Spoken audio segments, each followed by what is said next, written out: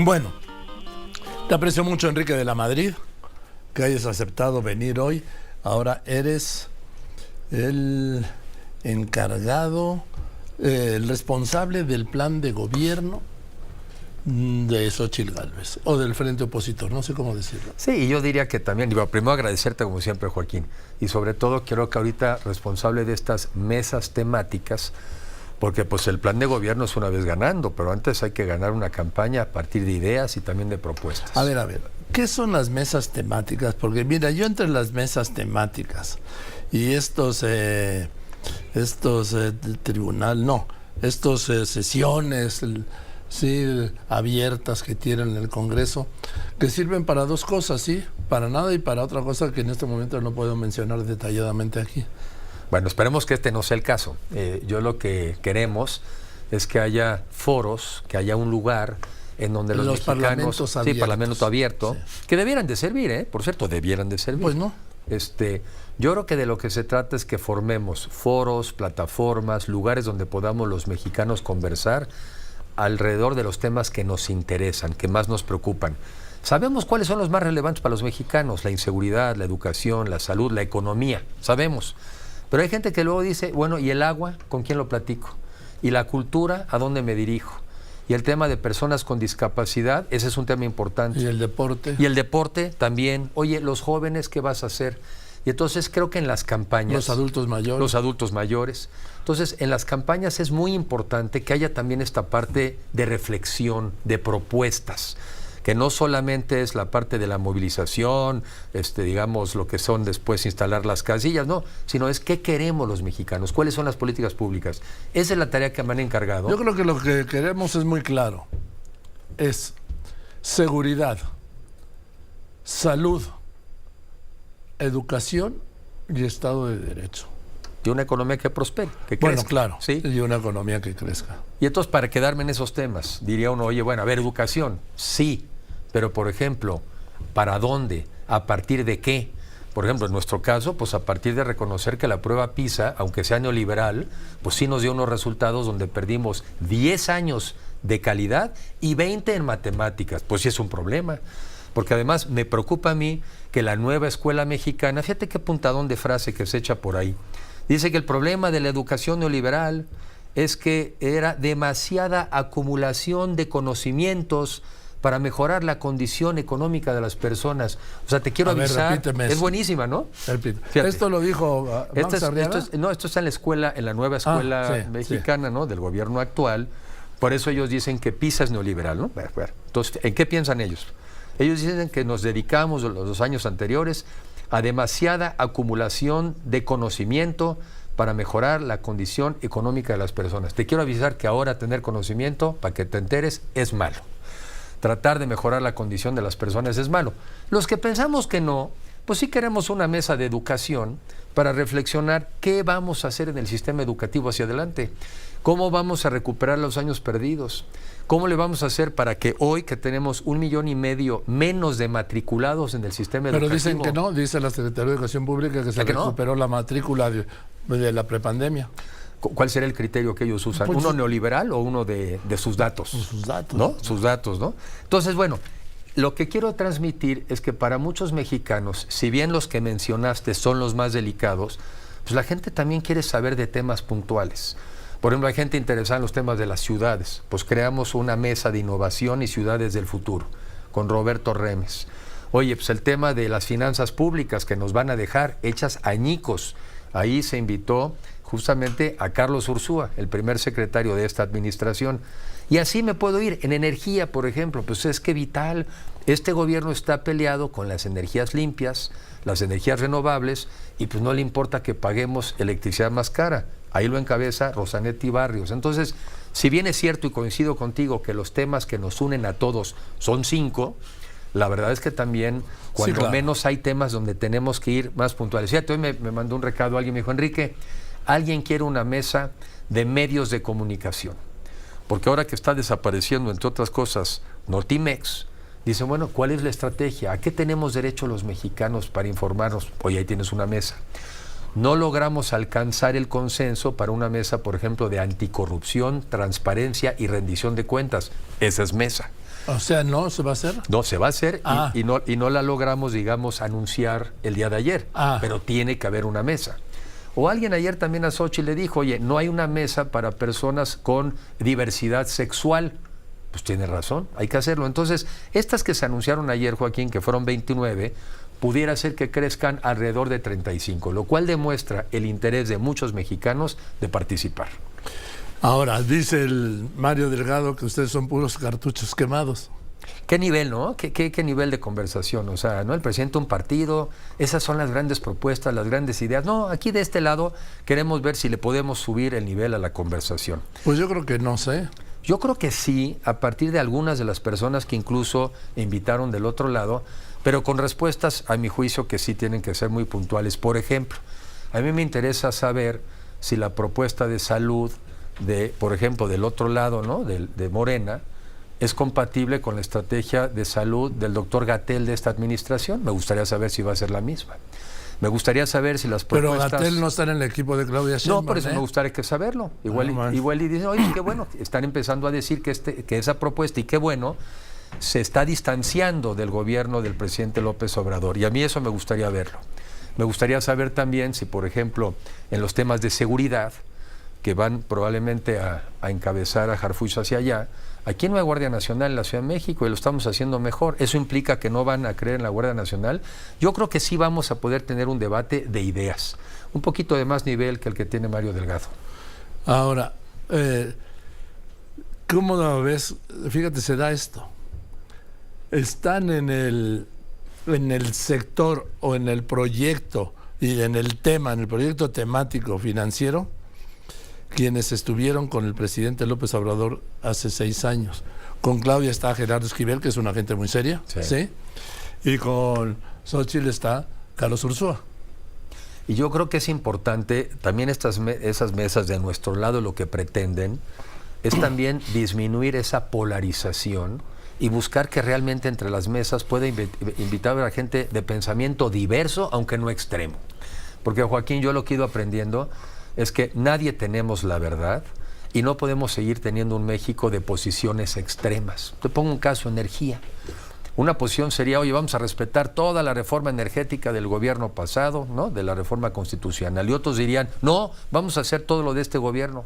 Pues lo más probable es que lo que es posible es alcanzar un arreglo intermedio. Estas mesas también nos deben de ayudar a encontrar esas cosas que nos ayuden a los mexicanos a reencontrar. Ahora, si como dice el presidente López Obrador, y también lo dicen ustedes, la elección del año que viene es entre dos proyectos de gobierno completamente diferentes, ¿cómo puede haber un acercamiento?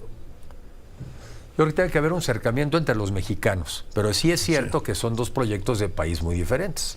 De un lado, nosotros sí pensamos que un país próspero, incluyente, sustentable, justo y en paz, es posible.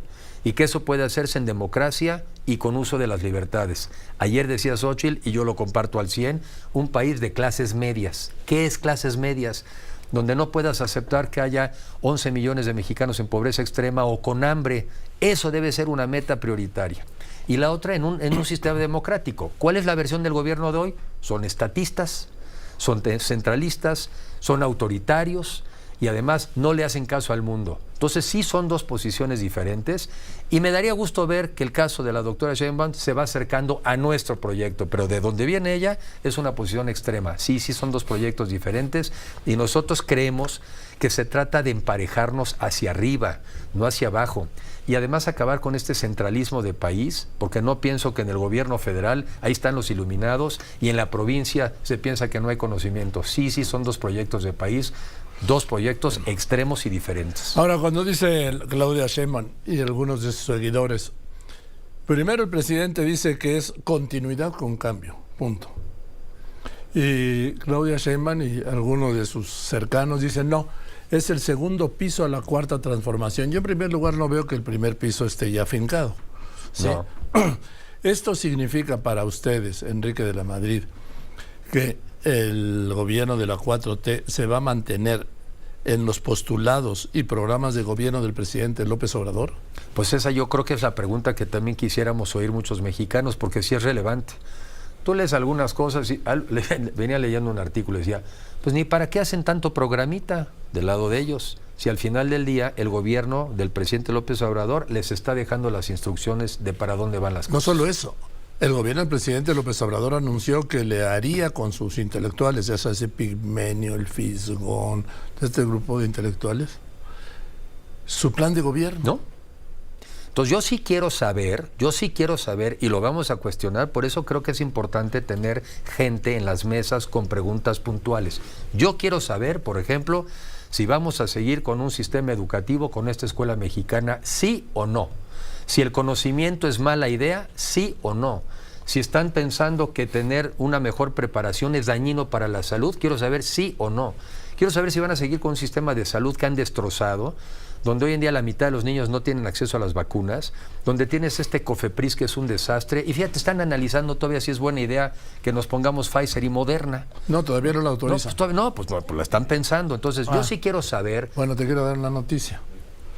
Ya acaban de autorizar las 2 vacunas. Bueno, qué bueno. Bueno, lentitos, pero al final ya le entienden. Lentitos. Sí.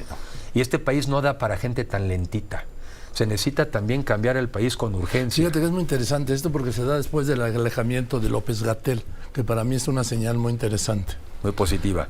Sí, después del desastre que hizo y del que algún día tendrá que rendir cuentas, cuando el saldo de muertos, él llegó a decir en marzo de 2020 que de llegar a 60,000 muertos por el COVID sería un escenario catastrófico.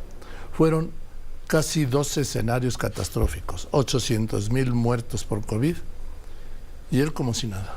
Como si nada. Y yo estoy seguro que tarde o temprano, porque finalmente la historia te alcanza, va a pagar consecuencias. Pero yo sí quiero saber que se deslinden de esa política. Quiero saber que se deslindan, que reconoce que estuvo mal hecha, que no pueden los mexicanos no tener medicinas. Estas tonterías de ahora andar haciendo que un farmatodo, cuando teníamos un sistema que con sus problemas te ayudaba a que llegaran las medicinas y que la gente tuviera acceso. Entonces yo sí quiero saber si se deslindan o no. ¿Quieres saber si se deslindan de los abrazos? Claro que sí, porque además es una política donde al año, a la semana de hoy, tú tendrás el último dato, porque seguramente es algo que revisan diario, son 173,000 homicidios en esta administración. 136,619. ¿No? Récord, y como siempre te he dicho aquí, siento estar desactualizado en esta cifra, pero todos los días cambia. Sí. Entonces, claro que quiero saber que se deslinden, pero en nuestro caso tenemos las ideas muy claras sobre ese tema. La cabeza en el tema de seguridad es Rubén Moreira. Rubén Moreira, cuando gobernador de Coahuila, eso no, bueno. Pues puede que no nos gusten unos temas, pero en seguridad te puedo asegurar que fue de resultados. Yo, siendo secretario de Turismo, tuve la oportunidad de irlo a visitar. Y me consta, cuando platicaba con él, me iba diciendo las cosas que fue haciendo para corregir la inseguridad. Cerramos casinos, Enrique, porque ahí estaba también parte de la mafia. Nos dimos cuenta que en las carreras de caballos hacían también lo mismo. Sí, o sea, era un gobernador que se metió en el tema. Y si tú vas a Coahuila, es de los muy pocos estados, afortunadamente hay algunos, en donde dice la gente, me siento tranquila y segura, y hace 9 años era un desastre. Estas mesas sí nos van a dar luz, estas mesas sí nos van a dar propuestas, y sobre todo van a enriquecer también la narrativa de la campaña de Xóchitl, y también hay que recordar, vienen 9 gobernadores, vienen candidatos al Senado, vienen a diputados. Tenemos que ser muy claros en que un mucho mejor país sí es posible.